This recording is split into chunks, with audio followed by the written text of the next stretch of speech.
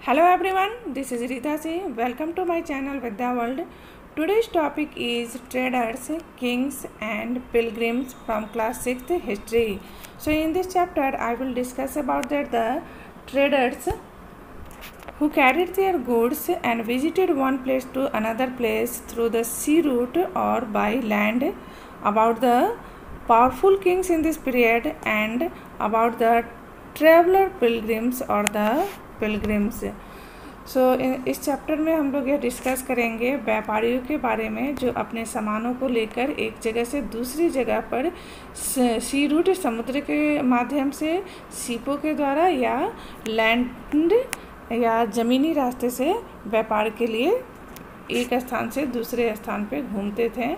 और पिलग्रिम्स या यात्रियों या तीर्थयात्रियों के बारे में हम चर्चा करेंगे।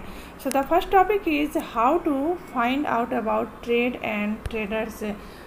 हमें व्यापार और व्यापारियों के बारे में कैसे पता चलता है। So in the last chapter we read about that the northern black polished ware, about the Arretine ware and many more things that were found from several archaeological sites throughout the subcontinent. So last chapter में हमने northern black polished where के बारे में, अरेटाइन where के बारे में और इसी तरह बहुत सारी चीज़ों के बारे में पढ़ा था जो कि सब कॉन्टिनेंट जो कि उपमहाद्वीप के बहुत सारे आर्कियोलॉजिकल साइट से मिला था। So how do it reach this places. तो सबसे पहला क्वेश्चन है कि आखिर ये वस्तुएं उन स्थानों पर पहुंची कैसे। The answer is traders may have carried from the places where they were made to sell them at other places. तो इसका उत्तर ये हो सकता है कि संभवतः जो व्यवसायी थे या व्यापारी थे वो इन सामानों को उन स्थानों से लेकर आते थे जहाँ इसका निर्माण होता था और उसे दूसरे स्थानों पर ले जाकर उसे बेचते थे। South India was famous for gold, spices, specially paper and precious stone. दक्षिण भारत अपने गोल्ड के लिए, मसालों, मुख्यतः पेपर या मिर्च के लिए तथा प्रीशियस स्टोन या कीमती पत्थरों के लिए बहुत विख्यात था। Pepper was particularly valued in the Roman Empire. और पेपर का जो था रोमन साम्राज्य में बहुत ज़्यादा महत्व था। So much that it was known as black gold. और पेपर का इतना ज़्यादा महत्व था रोमन साम्राज्य में कि इसे ब्लैक गोल्ड या काले सोने के नाम से जाना जाता था। So traders carried many of this goods to Rome in ships across the sea and by land in caravans. इसीलिए ट्रेडर्स, व्यापारी, इनमें से बहुत सारी वस्तुओं को अपने शिप के माध्यम से रोम ले जाते थे और या कैरावान के सहायता से ज़मीनी रास्ते से होकर गुजरते थे। There must have been quite a lot of trade as many Roman gold coins have been found in South India. दक्षिण भारत से बहुत सारे सोने के सिक्के मिले हैं जो इस बात का साक्ष्य देते हैं कि रोमन साम्राज्य के साथ बहुत ज़्यादा व्यापार होता था। Traders explored several sea routes. और ट्रेडर्स ने, व्यापारियों ने बहुत सारे समुद्री रास्तों की भी खोज की थी। Some of this followed the coast.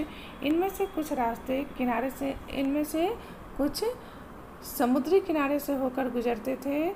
There were other across the Arabian Sea and the Bay of Bengal.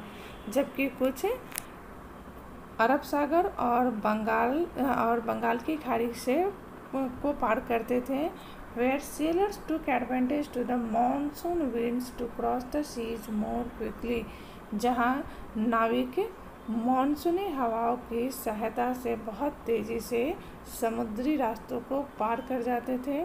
So if they wanted to reach the western coast of the sub continent from East Africa और Arabia, इसलिए अगर वो पूर्वी Africa तथा अरब से पश्चिमी को उपमहाद्वीप के पश्चिमी तटों पर पहुंचना चाहते थे। They choose to sail with the south west monsoon, तो नाविक जो थे वो साउथ वेस्ट मानसून का चयन करते थे इन रास्तों को पार करने के लिए।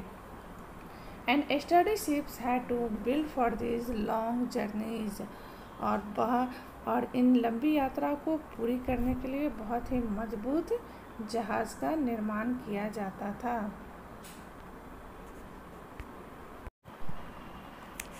The next topic is new kingdoms along the coast, समुद्री तटों से लगे हुए नए राज्य।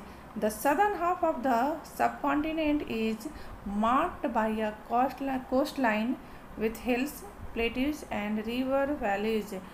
उपमहाद्वीप का जो दक्षिणी भाग था वह एक बहुत ही बड़ा कोस्ट लाइन था जिसमें बहुत सारे हिल्स, प्लेट्यूज तथा नदी घाटियाँ थी। Among the river valleys, that of the Kaveri is the most fertile. इन नदी घाटियों में कावेरी सबसे अधिक उपजाऊ थी। Chiefs and kings who control the river valleys and the coast became rich and powerful. और जो प्रधान तथा राजा इन नदी घाटियों और समुद्री तटों पर अपना नियंत्रण स्थापित कर लेते थे वो काफ़ी रिच और पावरफुल होते थे।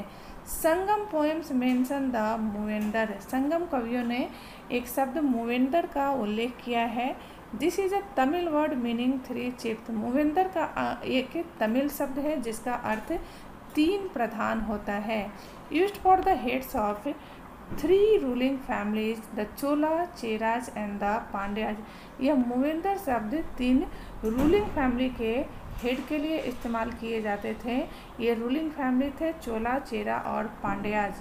Who became powerful in south India around 2300 years ago, जो कि दक्षिणी भारत में 2300 साल पहले बहुत ही पावरफुल थे। Each of the three chiefs had two centres of power, प्रत्येक तीन चीफ जो थे इनके सत्ता के दो महत्वपूर्ण केंद्र थे। One inland and one on the coast, एक अंदरूनी हिस्सा था जबकि दूसरा समुद्री तट का हिस्सा था। Of this 6 cities 2 were very important, इन 6 शहरों में 2 बहुत ही महत्वपूर्ण थे। पुहुर और Kaveripattinam the port of the Cholas, एक चोलाओं का पोर्ट था जिसे कि पुहुर या कावेरीपट्टनम कहा जाता है, और दूसरा Madurai the capital of the Pandyas, Pandya की राजधानी मदुरई थी। The chiefs did not collect regular taxes, chief या प्रधान नियमित टैक्स या कर वसूल नहीं करते थे। Instead they demanded and received gifts from the people, इसके स्थान पर वो लोगों से गिफ्ट की मांग करते थे। They also went on military expedition, साथ ही साथ वो मिलिट्री एक्सपेडिशन के लिए भी जाते थे। And collected tribute from neighbouring areas, तथा अपने आसपास के एरिया से वो ट्रिब्यूट कलेक्ट करते थे। They kept some of the wealth and distributed the rest among their supporters including members of their family, soldiers and poets. इनमें से कुछ धन वो खुद के लिए रखते थे तथा कुछ धन अपने सहयोगियों जिसमें इनके परिवार, सिपाही तथा कवि थे, इनके बीच में डिस्ट्रीब्यूट कर दिया करते थे। Many poets whose compositions are found in the Sangam collection, बहुत सारे कवि जिनका कंपोजिशन संगम कलेक्शन में पाया गया है, composed poems in praise of chiefs who often rewarded them with precious stones, gold, horses, elephants, chariots and fine cloths। तो संगम कविता लिखने वाले बहुत सारे जो कवि थे वो इन राजाओं और मुखिया के प्रशंसा में बहुत सारी कविताएं लिखते थे जो उन्हें अक्सर बहुत सारे रिवार्ड या गिफ्ट प्रदान करते थे, जिसमें बहुत सारे कीमती पत्थर, गोल्ड, घोड़े, हाथी, रथ तथा सुंदर वस्त्र सम्मिलित थे। अराउंड 200 ईयर्स लेटर अ डायनेस्टी नोन एज सातवाहनाज, 200 साल के बाद एक डायनेस्टी का उदय हुआ जिसे सातवाहन के नाम से जानते हैं, became powerful in western India, और यह डायनेस्टी जो था यह पश्चिमी भारत में बहुत ही पावरफुल डायनेस्टी के रूप में एमर्ज हुआ। The most important ruler of the Satavahanas was Gautamiputra Shri Satakarni. Satavahana का जो सबसे महत्वपूर्ण शासक था उसका नाम गौतमीपुत्र श्री सतकर्णी है। We know about him from an inscription composed by his mother Gautami Balashri. उसके बारे में हमें एक इंस्क्रिप्शन से पता चलता है जिसको उसकी माता गौतमी बालाश्री ने ही कंपोज किया था। He and other Satavahanas rulers were known as Lords of the दक्षिण पथा, और वह तथा अन्य सातवाहनास जो शासक थे उन्हें दक्षिण पथा के स्वामी के नाम से जाना जाता है। Literally the route leading to the south. दक्षिण पथा का अर्थ होता है वह रास्ता जो दक्षिण की ओर जाता है। Which was also used as a name for the entire southern region, जिसका इस्तेमाल पूरे दक्षिण प्रांत के लिए भी किया जाता है। He sent his army to the eastern, western and southern coast। उसने अपने आर्मी को पूर्वी, पश्चिमी तथा दक्षिणी कोस्ट या तटों की ओर भेजा। Thanks for watching my videos.